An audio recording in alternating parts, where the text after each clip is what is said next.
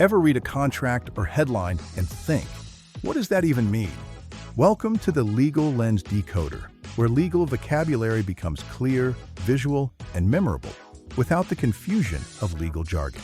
In each episode, we break down one key legal term in plain English, then reinforce it with simple diagrams, short dramatized stories, and quick interactive questions that help the meaning stick.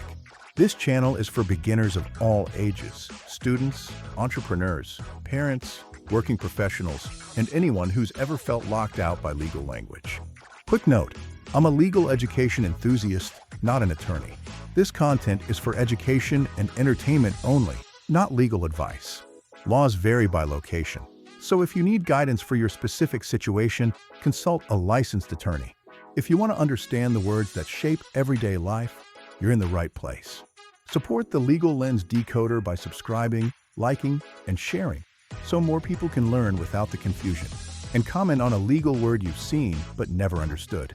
I'll decode it in an upcoming episode. The Legal Lens Decoder.